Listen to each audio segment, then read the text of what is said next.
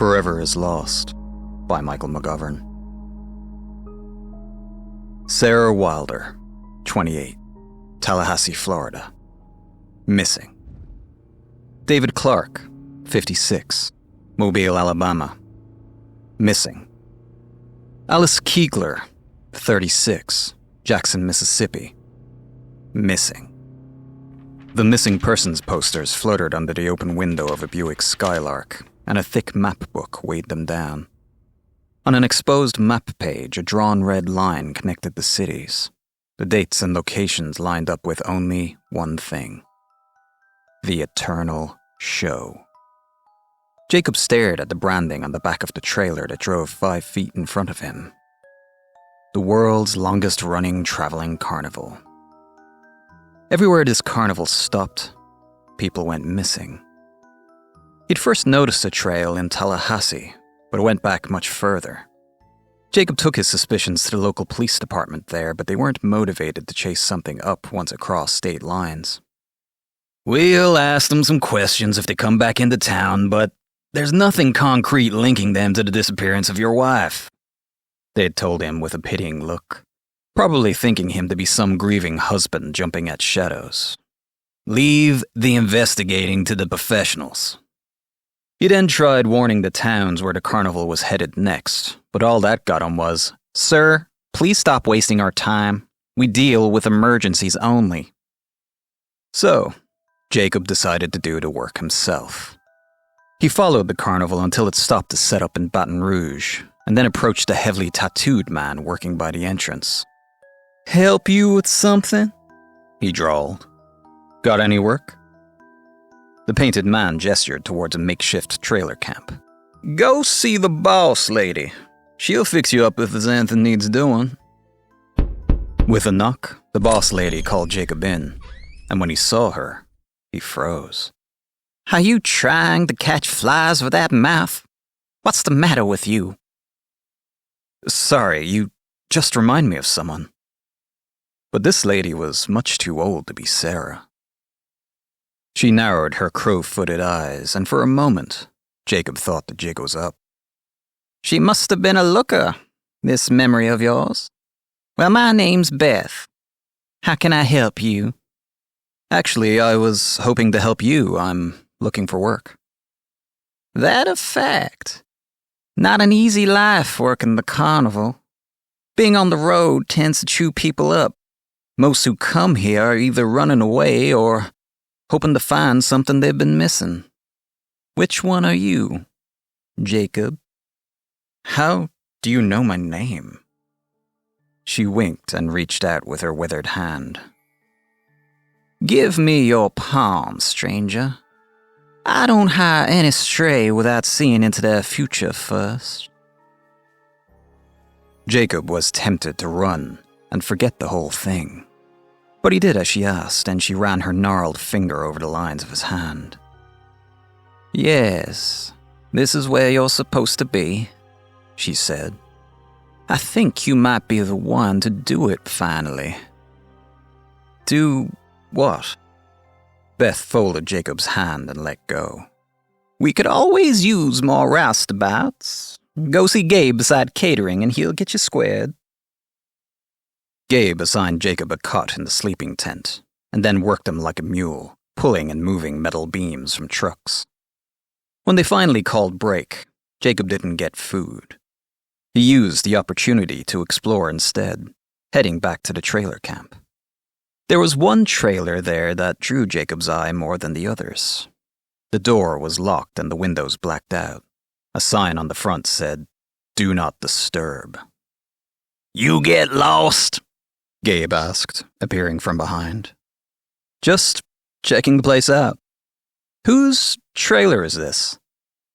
"Oh, that's Baltimore the Great. Foreign fella. Can't quite place his accent. He sleeps through the day and only comes out when it's his time to perform. I wouldn't disturb him if I were you. Guy has a temper like you wouldn't believe." "What's his act?" "You can check it out tonight if you want. You're one of us now." Baltimore the Great drew gasps from the audience as he strode onto the stage looking like a fresh-dug corpse with a cape. His black taloned fingernails pointed at the crowd. I come from a land far from here, he rasped. A place where old magic still holds power. I have brought this magic here with me today. I will give you a demonstration. Though I doubt any of you will remember it after I'm done. A female assistant stepped onto the stage, carrying a burlap sack and wearing an outfit that left little to the imagination. Jacob's heart skipped as he recognized the face of his wife. Urgently, he pushed through the crowd, trying to get to the front. Baldemir the Great continued his performance up ahead. When I click my fingers, you will all freeze and fall into a deep trance. When I click them for the second time, you will forget everything that happened here tonight and think only of the fun time you had at the carnival. Jacob touched the stage and Sarah's eyes met his. Panic struck her as Jacob was about to shout her name in front of the walking corpse, but then Baldemir raised his hands and... click. Jacob fell deep into a memory of the last time he'd seen Sarah. It was 3 months ago, and she lay on the bed beside him, caressing his face and gazing into his eyes. I love you so much. You're not allowed to die on me, she had said. We're both going to live forever. I've decided it. Just like that, huh? Are you sure? Forever's a long time, he'd said, a little too logically. Forever will feel like seconds as long as we have each other. Jacob went to sleep with Sarah resting in his arms. And when he woke, the window was open, and she was gone. Wake up, the Sarah of the present said as she shook Jacob out of his stupor. Every member of the audience stood frozen, staring blankly ahead at nothing. While getting his bearings, Jacob turned and saw Baldemir gliding unnaturally through the people he'd hypnotized.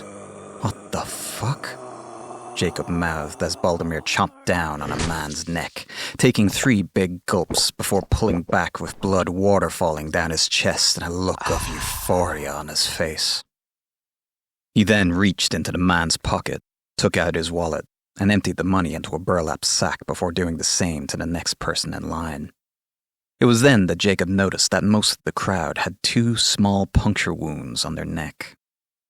Listen to me, Sarah said in a hushed whisper, bringing his attention back to her. You have to get out of here before he finishes hypnotizing you. And forget you ever saw me. If he finds out why you're here, he'll kill you. Come with me. I can get you out of here.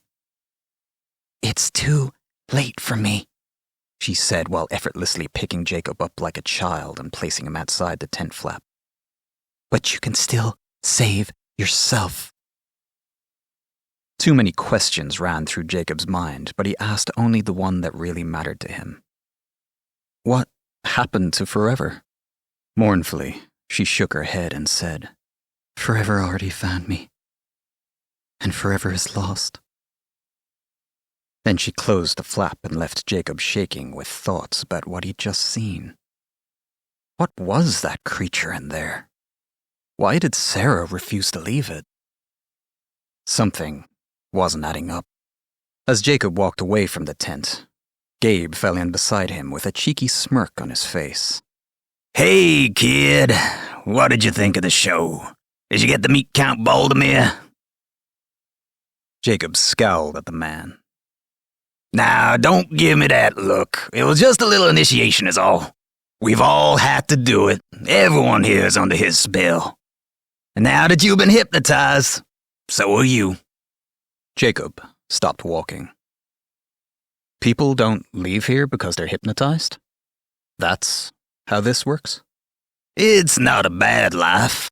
You get used to it after a while. Baldomir provides for his family. I need to be alone for a while, Jacob said. But what he really did was walk straight to his car to get his gun, and then he waited in the shadows outside the creature's trailer. After an hour, Baldomir arrived with Sarah, and behind them trailed a woman whom Jacob had seen in the crowd. She had the far-off gaze of someone still under the influence of hypnosis. Jacob waited until they were all trapped inside the trailer, and then he burst through the door, pointing his gun. What he saw made his hand tremor. Baldomir feasted on the young woman he'd lured, savagely ripping chunks of flesh out of her with his teeth. But it wasn't just him. Sarah was eating this woman too, sinking fangs of her own into her bare thigh and greedily lapping up the blood that came out. Get out! Baldomir commanded when he saw Jacob standing there. But his commands did not affect him. Instead, Jacob unloaded a full clip right into his waxwork-looking face. The bloodsucker dropped and Sarah shrieked in a way that didn't sound human. She charged at Jacob and he could see in her eyes that she intended to do him harm. He jumped back out the open door before she could grab him and slammed it shut behind him, putting his full weight back against it. She kicked the door with surprising strength, but Jacob held on for dear life. "You have to finish the job," a familiar voice called. "Beth?" The old lady revealed herself and smiled warmly. "I have foreseen this moment, and his hold on us will not be broken until you stake him through the heart. He didn't finish putting you under his spell. You're the only one who can do it." "Who are you?" "I'm just a girl who fell in love and then was replaced by someone much younger," Beth said as she took out a photograph and showed it to Jacob. "I think you'll agree that I was beautiful once."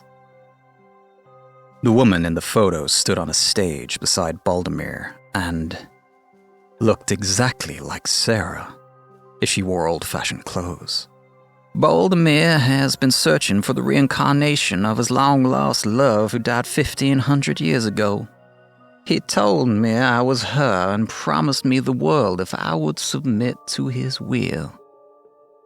But then I withered on the vine and he found another. This time he made sure that she'd never age by giving her his cursed gift." Beth placed a crucifix and a wooden stake in Jacob's hands. "The first will keep Sarah back, and the second will help you finish this." None of it made any sense to Jacob, but it was clear that Beth knew far more than he did, and in that moment, he decided to trust in that. Throwing open the door, he thrust the crucifix in Sarah's face and backed her up enough to approach Baldomir's body. The bullets ejected from the creature's face as the wounds started to heal. Seeing that, Jacob didn't hesitate. He staked that son of a bitch right through the heart and watched him disintegrate into dust. Sarah suddenly calmed and sagged into a fetal position on the floor. "What happened to you, Sarah?" Jacob asked. "He infected me with something. I can never go back to what I was. I'll never die. And I'll be like this forever." "Is it contagious?" "Only if I want it to be." Jacob got down on his knees in front of Sarah and presented his neck to her. Her eyes widened with horror. "What are you doing?" "I want you to infect me, so we can be together." She shook her head. "You don't know what forever like this means." "Forever will feel like seconds, as long as we have each other."